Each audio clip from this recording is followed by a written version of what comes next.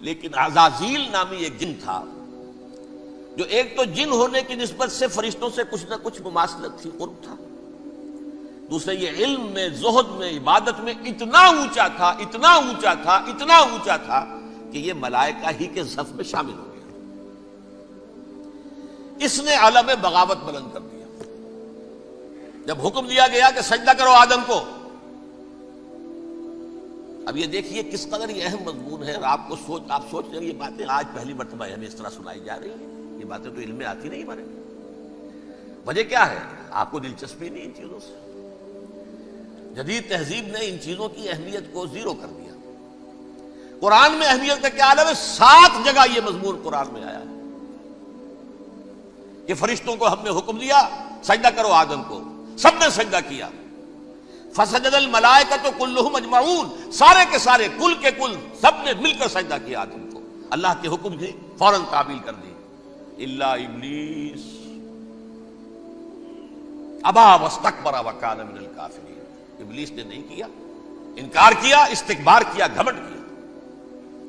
اور اس کو سورہ کہف میں بیان کر دیا گیا، یہ اس لیے کہ وہ اصل میں جنات میں سے تھا، اگرچہ شامل تو تھا فرشتوں میں اس وقت۔ کانا من الجن ففسق عن امر ربہ، وہ اصل میں جنات میں سے تھا، اس وجہ سے وہ اپنے رب کے اس فیصلے کے خلاف کھڑا ہو گیا، سرکشی تھی اس میں۔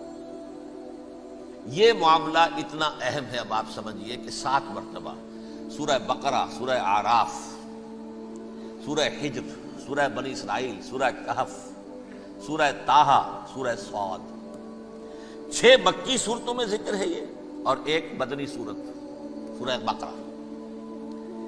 ان میں سے اکثر مقامات پر پھر جب اللہ نے کہا کہ اچھا تم نے یہ سرکشی کی ہے اور ہمارے حکم کی خلاف ورزی کی ہے تو یہاں سے نکل جاؤ، دفع ہو جاؤ، تم مردود ہو، مردود، ملعون، ان علیک لعنتی الی یوم الدین، اب تجھ پر لعنت رہے گی میری قیامت کے دن۔ اس نے کہا اچھا پروردگار پھر مجھے ذرا مہلت دے دے، رب فانظرنی الی یوم یبعثون، قیامت تک میری زندگی طویل کر دے۔ فذهب فإنك من المنظرین، کہہ دیا اچھا جاؤ، تمہاری یہ درخواست بھی ہم نے قبول کی۔ انہوں نے کہا پروردگار اب میں اس آدم کو بھی گمراہ کر کے چھوڑوں گا اور آدم کی نسل کو تباہ کر کے چھوڑوں گا۔ انتہائی شدید چیلنج کے انداز میں یہ قرآن مجید میں 4-5 مرتبہ مضمون آیا ہے۔ میں نے صرف 2 جگہ سے آپ کو سٹ کوٹ کر کے سنایا تھا۔ سورہ اعراف میں اللہ تعالیٰ فرماتے ہیں قالا، اس پر ابلیس نے کہا فبما اغویتنی، تو اے رب جو تو نے مجھے گمراہ کیا ہے، مجھے ذلیل کر دیا، مجھ پر فوقیت دے دی، اس کو انا خیر منہ، میں اس سے بہتر ہوں، خلقتنی من نار وخلقتہ من طین، بنایا تو نے مجھے آگ سے اور اس کو بنایا مٹی سے، پھر مجھ سے مطالبہ کہ میں سجدہ کروں، اور میں نے سجدہ نہیں کیا تو اب تو نے مجھے ملعون قرار دے دیا۔ قال فبما اغویتنی لأقعدن لهم صراطک المستقیم، اب میں یہ نسل آدم کے لیے، اس کو برباد کرنے کے لیے تیری سیدھی راہ کے اوپر دھات میں بیٹھوں گا، سیدھے راستے پر چلنے نہیں دوں گا۔ ثم لآتینہم من بین ایدیہم، پھر میں ان پر حملہ آور ہوں گا، ان کے سامنے سے بھی، ومن خلفہم، ان کے پیچھے سے بھی، وعن ایمانہم، ان کے داہنی جانب سے بھی، وعن شمائلہم، اور ان کے بائیں جانب سے بھی، ولا تجد اکثرہم شاکرین، اور تو دیکھے گا کہ ان کی اکثریت تیری شکر گزار بندوں پر مشتمل نہیں ہوگی۔ یہ چیلنج تھا،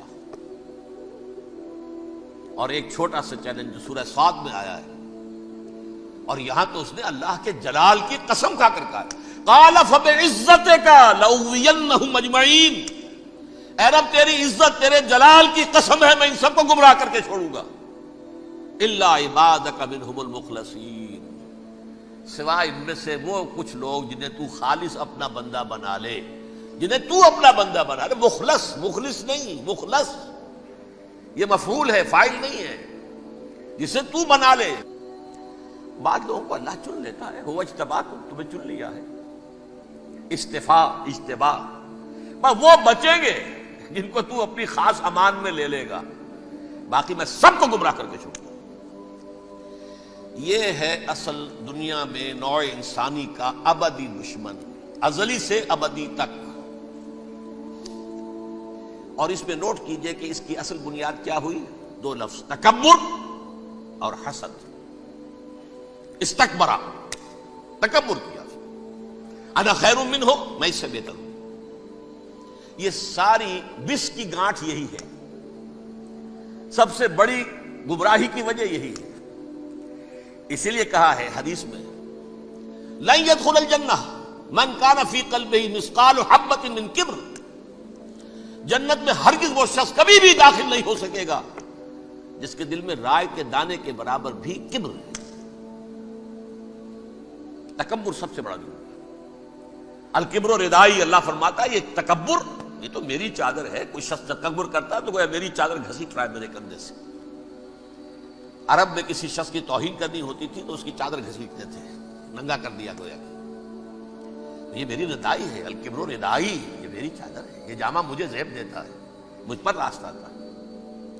اور حسد، آدم کو جو برتری عطا ہو گئی اس حسد کی آگ میں وہ جل رہا ہے اور اس کا انتقام لینا چاہتا ہے. آدم سے بھی، آدم کو بھی گمراہ کیا، جنت سے نکلوایا. ویسے نکلنا تو انہیں تھا ہی مشیت اذنی میں، لیکن فوری طور پر اللہ کے حکم کی خلاف ورزی تو کروائی نا. فعصى آدم ربہ فغوى، آدم نے اپنے رب کے حکم کی نافرمانی کی اور گمراہ ہوا عارضی طور پر. یہ دوسری بات ہے، توبہ کر لی، اللہ نے توبہ قبول فرما لی، معاف کر دیا. کوئی مستقل جو ہے وہ نسل انسانی پر اس گناہ کا اثر متوارث طور پر نہیں آ رہا ہے، ختم ہو چکا معاملہ، ہوا تھا ہو گیا. فتلقى آدم من ربہ کلمات فتاب علیہ انہ هو التواب الرحیم. اور توبہ کی شان یہ ہے جب وہ قبول ہو جائے اللہ کی جناب میں، کہ التائب من الذنب کمن لا ذنب لہ، گناہ سے توبہ کرنے والا ایسے ہوتا ہے جیسے اس نے کبھی گناہ کیا ہی نہیں تھا. لیکن بہرحال وہ گمراہ کرنے میں کامیاب ہو گیا، حضرت آدم اور حوا کو بھی. اور نوع انسانی کی عظیم اکثریت، عظیم اکثریت، عظیم اکثریت اس کے داؤ میں آئی ہوئی ہے نہیں.